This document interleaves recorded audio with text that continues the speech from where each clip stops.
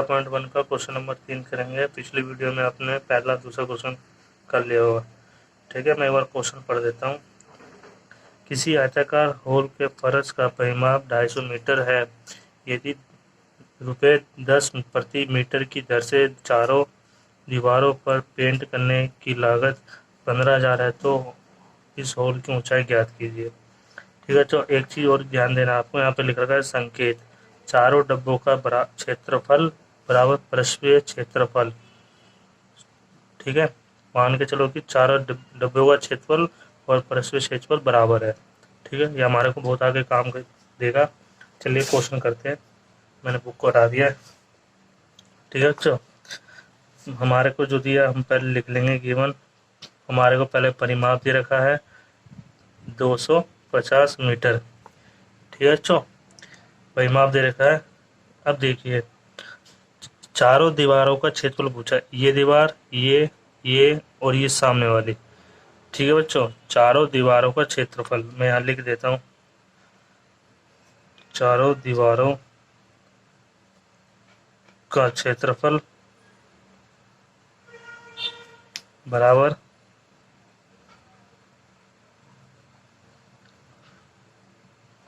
पृष्ठीय क्षेत्रफल। ठीक है बच्चों, आपको मालूम है कि घनाभाकार का चारों दीवारों का क्षेत्रफल का फॉर्मूला क्या होता है। ठीक है, मैं यहाँ लिख देता हूँ। क्षेत्रफल ये होता है। ठीक है बच्चों, यहाँ पे हमारे को एच निकालना है। तो हम परिमाप क्या दे रखा है, 250 मीटर बराबर में एच। ठीक है बच्चों, अब इसने पूछा है कि एक आयताकार क्या होता है बच्चों, ऐसा होता है। आपने छठी क्लास में पढ़ा ही होगा आयताकार के बारे में। बेसिक चीज है इसका और इसका मतलब कि ये जो है ना, इसका परिमाप, इसकी जो बाउंड्री है वाली, हमारे को इसका क्षेत्रफल निकालना है। सॉरी, नहीं क्षेत्रफल नहीं, परिमाप। ठीक है, पेरीमीटर जिसको बोलते हैं। मैं यहाँ लिख देता हूँ आयत का परिमाप। आयत का परिमाप होता है एल इंटू प्लस बी। ठीक है, यहाँ का मतलब होता है संख्या गुणे में। यहाँ पे भी ठीक है बच्चों। अब हमारे को ये दे रखा है और यहाँ पे परिमाप दे रखा है।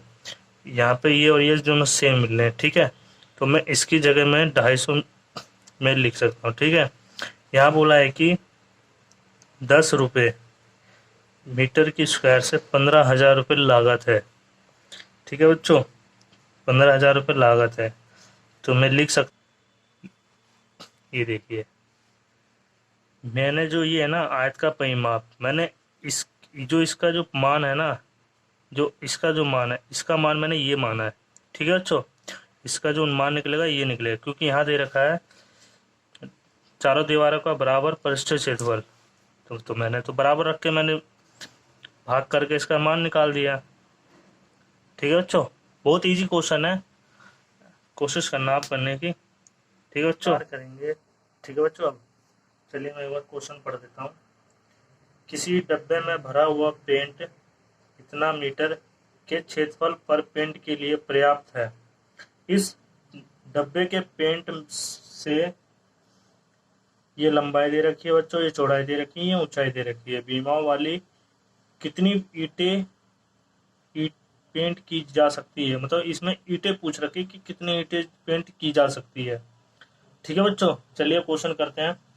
बहुत इजी क्वेश्चन है।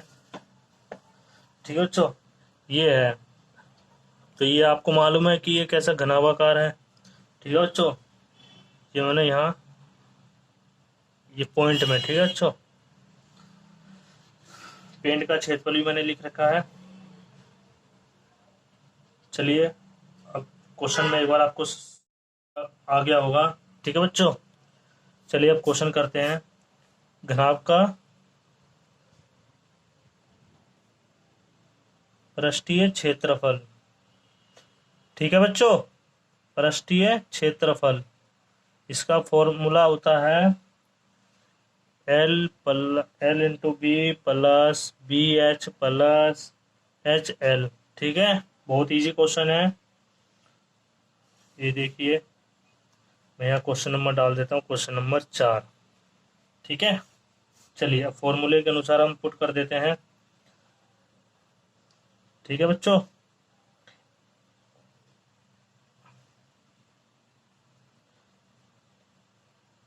बहुत इजी क्वेश्चन है।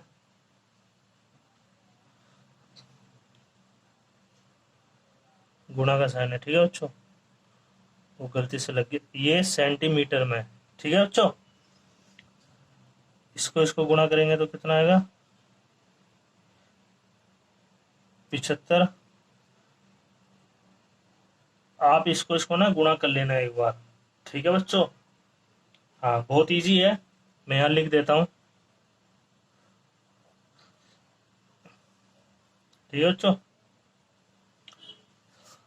अब हमको इनको प्लस करना है, तो मैं तो कर रखा हूँ प्लस, तो आप एक बार कर लेना प्लस। बहुत इजी क्वेश्चन है। ठीक है बच्चों, इसको पॉइंट के इधर जो ये जो संख्या है ना, ये पॉइंट के इधर रखना है, और इधर पॉइंट लगा के आप क्वेश्चन कर सकते हो। प्लस इजी है, ठीक है बच्चों। चलिए अब इसको गुणा कर देते हैं।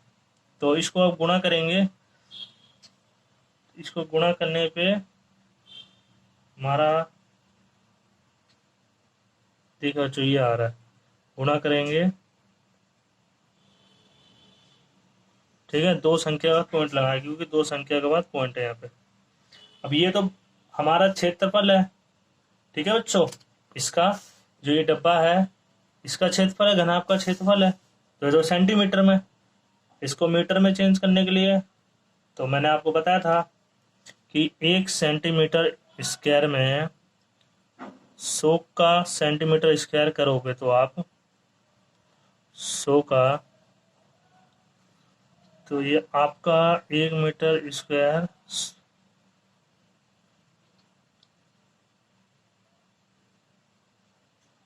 इतना मीटर लग जाएगा।